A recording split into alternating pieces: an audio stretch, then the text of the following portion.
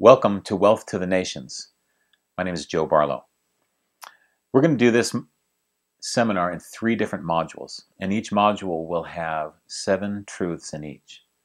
And I'll just take my time going through it, but just take your time. Relax, enjoy it. Just let me speak to you. I think just by listening, you're really going to receive. So let's start there. So module 1, we're going to be talking about God's part. In moving from poverty to provision, we want to know, first of all, what was God's part? And so we want to start there, all right? Module 1, truth number 1. God is a God of abundance. Now, we look around this world and we see poverty, we see people starving, we see children with bloated stomachs, we see people who are robbing and stealing and doing all types of things because there's not enough. So our view of God could be changed or could be dictated, let's say, by what we see around us when we look and perceive lack. But I think we need to go back and look at who is God, what has He done for us, and find out who He really is. I want to say this: God is a God of abundance. The Bible says in Genesis 1, verse 1, it says, "In the beginning, God created the heavens and the earth." Now, right just from that verse, I believe, and from my perspective, that's proof that God is a God of abundance. Because if you think about how many stars are there in the sky, that number, even biblically speaking, is not countable. You can't count the number of hairs on your head. How about the number of grains of sand on the seashores? That's too many. In the beginning, God created the heavens and the earth. Well, if He created this much, He must be pretty big. God thinks in abundance because think about how many leaves are there on this planet. I mean, you can't even count the leaves on one tree. That's a massive project. Let's say this. Just take a spoonful of salt. Tell me how many grains of salt are there in that teaspoon. Even that is a massive, massive number. God is a God of abundance. He is not a God of lack. Lack is not in God's vocabulary, really, except to correct it. And He wants to correct it in your life and in my life. Okay? Now, what I want to share, there's just a few points here. First of all, abundance is a part of God's nature. Now, if I do something, whether I play guitar or I speak or I'm doing whatever I'm doing, it's going to have, in a sense, my fingerprints on it. Well, my fingerprints tell who I am, tell what I do. You can take from what's been created and trace it back. Who created this? Because you can see the fingerprints on it. Well, if we look at nature, we can see that nature is abundant. Stars in the sky, raindrops, drops of water in the ocean, grains of sand on the sea. How many cells are in the human body? How many atoms are in a cell? All of these things are enormous, enormous numbers. Not onesies and twosies. We are talking massive, massive high numbers when we're talking about God and things that God has done.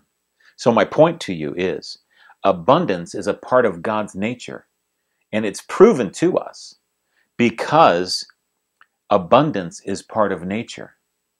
So I'm proving to you that because nature is abundant, the essence of abundance is all throughout nature.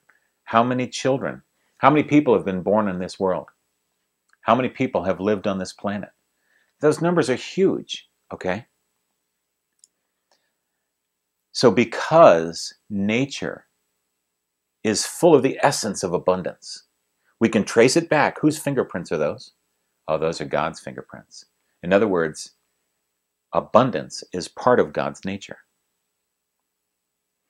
Now, if abundance is part of God's nature, abundance is in nature, and if we've been born again and we've received God's Spirit to live within us, then I want to challenge you, my friend. Abundance is part of your nature. And if abundance is part of your nature, then thinking lack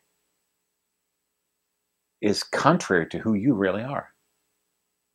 Thinking with a lack mentality is outside of the nature you've been created in.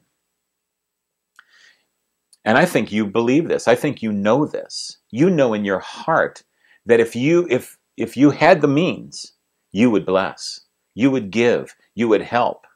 You see somebody in need? If you have God's nature, if you have God's Spirit living on the inside of you, you have His nature living on the inside of you. And God's nature is a nature of abundance. I really want you to think about this.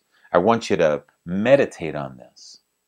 Because honestly, you have a choice to think what you want to think.